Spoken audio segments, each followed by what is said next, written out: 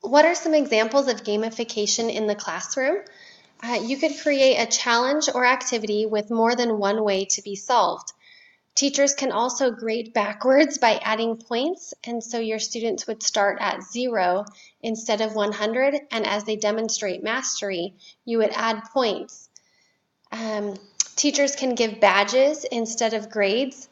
For example, my daughter in elementary school had AR, like an AR bulletin board, and every time the student would read and score a passing grade on their AR test, instead of it becoming a letter grade, they were allowed to put an apple on the tree on the bulletin board, and it was a fun visual representation of progress in literacy.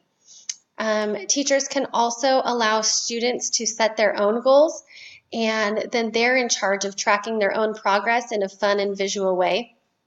When students assume specific perspectives in learning, such as role playing as a judge or a designer or other fun elements, it gets the students excited and is a form of gamification.